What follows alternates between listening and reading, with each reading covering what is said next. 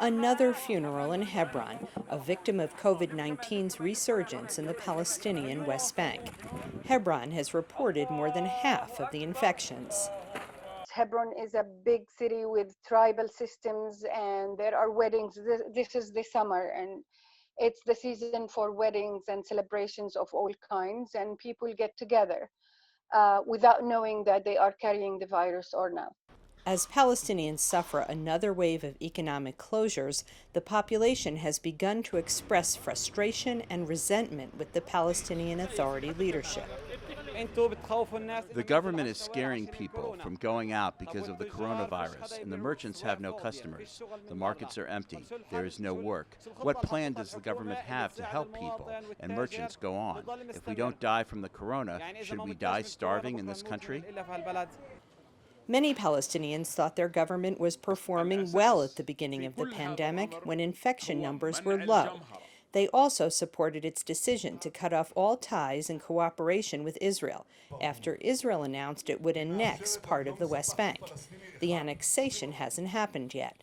But the breakdown of ties has led to more economic hardship in the Palestinian Authority, and Palestinian health officials say the number of people asking to go to Israel for medical treatment has dropped by 90%. Because of this lack of this stopping of cooperation, the tax revenues that Israel provides to the Palestinian government have not been coming through. And so there's really a shortage of resources in terms of being able to provide the necessary means in terms of healthcare services and supplies. And but of course, it's important to note that, as an occupying force, Israel is responsible to ensure that healthcare is provided in the occupied territories, and that's essential. Fearing a humanitarian collapse in the Palestinian West Bank, international aid workers are trying to facilitate shipments of medical aid.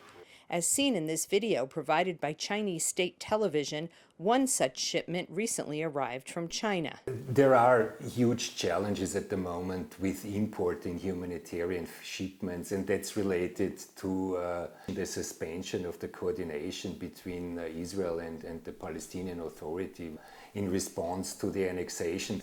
So we are working very closely with other UN agencies to find an alternative mechanism to clear those humanitarian shipments. There are some 30 shipments at the moment pending. Palestinians are set to celebrate a major Muslim holiday, Eid al-Adha, the Feast of the Sacrifice. But authorities warn that mass gatherings spread the coronavirus, and many Palestinians say they don't feel much like celebrating. Linda Gradstein for VOA News, Jerusalem.